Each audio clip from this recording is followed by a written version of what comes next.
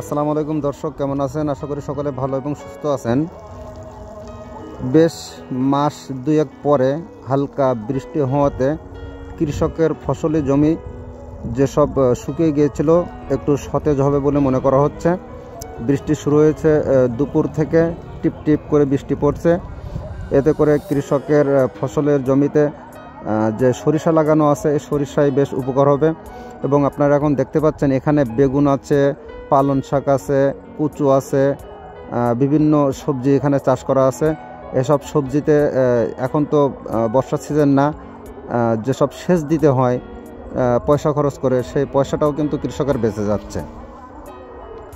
দর্শক, বৃষ্টি যেহেতু খুব অল্প পরিমাণে হচ্ছে সেহেতু মাটি কিন্তু এখনও সেই পরিমাণে ভেজেনি।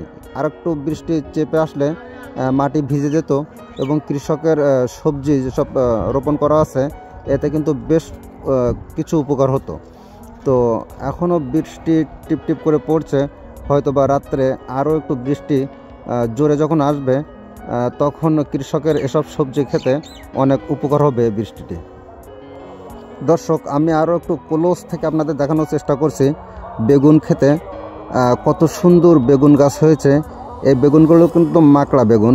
এই বেগুন খেতে খুবই সুস্বাদু এবং দামেও একটু বেশি, কিন্তু খেতে খুবই ভালো লাগে। আর বেগুনের পাশেই দেখছেন পালন শাক আছে। এসবগুলো শীতের সবজি।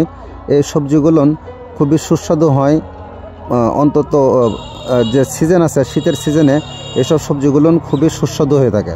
পাশেই দেখছেন দর্শক, আমি আপনাদেরকে একটু জুম করে দেখানোর চেষ্টা করি। পাশে একটা আছে পানের বরজ। পানের বরজটা কিন্তু খুব সুন্দর করে ঘিরে ঢেকে দিয়েছেন কৃষক, যাতে এর ভিতরে পানি এবং বেশি আলো বাতাস না যেতে পারে, তাহলে পানের ফলন বেশি ভালো হবে। এই জন্য পানের বরজটা এত সুন্দর করে ঘিরে দেওয়া হয়েছে। দর্শক এখানে কিন্তু পানির লাইন আছে। কৃষক এই পানির লাইন দিয়ে সেচ দেয়, কিন্তু এই সেচ দিতে কিন্তু টাকা খরচ হয়। আর আসমান থেকে যে বৃষ্টিটা হবে এতে কিন্তু টাকা খরচ হবে না। এর জন্য কৃষকের এখানে একটা টাকা বেঁচে যাবে। দর্শক, এখন দেখছেন আমি আরেকটা পাশে বেগুনের ক্ষেত দেখাচ্ছি। এখানেও কিন্তু বেগুন খুব সুন্দর হয়েছে এবং বেগুনে ফুল চলে এসেছে। আমি আপনাদের একটু ফুল দেখানোর চেষ্টা করব এখন। দর্শক দেখুন, বেগুনে কত সুন্দর ফুল এসেছে এবং বেগুনও কিন্তু এসেছে। আমি যদি আপনাদের একটু দেখানোর চেষ্টা করি, দেখেন এখানে কত সুন্দর বেগুন ধরেছে। এই বেগুনগুলোর নাম মাকড়া বেগুন।